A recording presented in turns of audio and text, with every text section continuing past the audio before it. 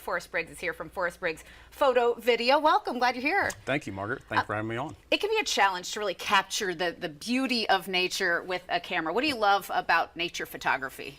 Well, you're outdoors, you're disconnected from the devices that we use every day. You're breathing fresh air, you're in the sunlight, you're surrounded by green. I mean, gosh, what's not to enjoy about that? Beautiful thing to be out there trying to get that shot. And you've got some general advice for capturing the scenic shot. Whether you have your cell phone camera or a traditional camera, we start with the position of the sun. You obviously, you want to shoot with the sun at your back and shining on your focus. Yeah, generally speaking, you want your back to the camera, pardon me.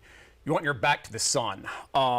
You can have the sun on either side of you. If it is in front of you, whether you're shooting with a DSLR or an iPhone like this, you might want to use your hand to kind of block it out. Oh, that works too. That does work too.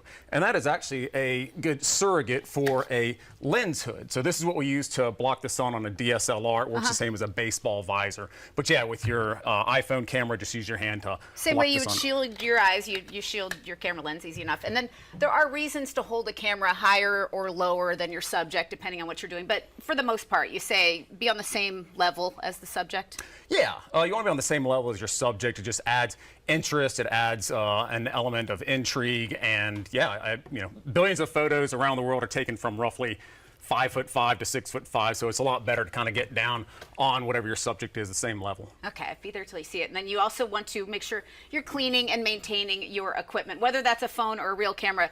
You have a smudged lens or something, every shot you've taken is gone. Yeah, no bueno. The same as every other piece of equipment you might own, whether it's a lawnmower or your car, you want to maintain it. The better you maintain it, the more longevity you'll get out of it, the better performance, the better photos you're going to take. All right, and it, depends what you're photographing, what element you're in. When does a tripod come in handy? Who's going to use a tripod?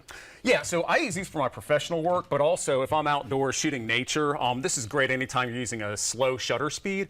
And so therefore that helps you to stabilize your camera so that you're not going to get camera shake because the whole point of photography is to have a clear, crisp photo, and this aids in that. And if I'm taking a picture of the mountain range across the way, I'm not still enough probably with my own arms to get the most crisp shot. Depending on the lighting, you're generally not. So if a tripod is not available, then you can kind of, like, good camera position is you want to have your elbows in kind of like this to stabilize. You can always lay your camera to rest on, say, a rock or lean up against a tree or something of that nature. So anything you can do that's going to minimize shake in the camera. Find a way to stabilize. And then shooting with a real camera, you're going to invest in different lenses for different kinds of shots. Talk us through those, the different lenses and what they each do. Telephoto. Sure, there's a few different types of lenses. This is a telephoto zoom lens, and so effectively what this does is that this magnifies your subject. So if you're, 100 yards away from a hawk, or if we go hiking, we go up to Ravencliff Falls, how there's that observation deck. That's how you get that close-up of the hawk that's a mile away. That's how you get the close-up of the hawk that's a mile away. So you'd use your telephoto zoom for that. Your standard zoom lens, you mentioned taking photos of the mountains, or if you're on the Blue Ridge Parkway or the Grand Canyon, then you'd probably want to use a zoom lens like this. This shoots very wide so that you can get your entire subject in the frame. This is also good for event photography or anytime you're trying to encompass a large area. And then some photography terms that people are going to learn when they get into it. The aperture determines how much light enters your camera. What does a photographer need to understand about aperture? And you've got some images on screen you can reference. Sure. So to keep this simple, a small aperture number means that there's only going to be a little bit, a small amount that's in focus. Like if you use a large aperture number, then that's going to have a lot that's in focus from front to back. Like this photo right here of the barn in front of the Tetons, like this, the Blue Ridge Parkway in the autumn time. Beautiful shots. Like this is taken near in Tibet, near Lhasa, so yeah.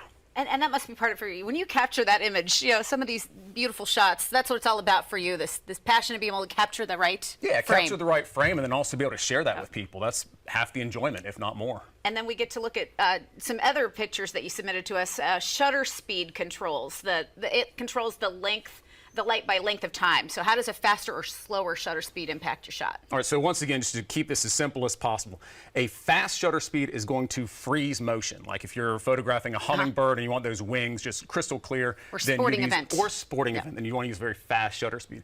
A slow shutter speed is when you want to show the motion. So slow, show. Like a waterfall and you want to get that nice kind of silky, cottony effect, you'll use a slow shutter speed on your camera. Okay, and then there are settings on our iPhones that'll surprise people too. But You know, that's kind of, you love to give people advice on this. Talk to us a little bit about your photography business. What makes you passionate about what you do? Yeah, I just love sharing the images with everyone. It's great. It's very meditative. Anytime you're behind the lens, you have to, breathe. You have to slow your heart rate down just to make sure that you're focused on your subject. So that's really enjoyable. Also with nature photography, it's wonderful, again, just to be outdoors and to document these things that not everyone can access. Some people, whether they're home with children or for whatever reason, they don't enjoy the outdoors, but they want to see the outdoors. This is a great way to share that with them. Photos can transport us places. That's a powerful 100%, thing. absolutely. And I know you've done a lot of traveling too, so that's part of it. Yeah, a little bit. Yeah, All right. yeah. Well, Forrest, thank you so much. We appreciate the insight here. And Forrest Briggs Photo Video offers the private photography lessons, professional headshots, commercial videography, and more. We've got details online, and people can follow you on social media. We'll have that link on accesscarolina.com.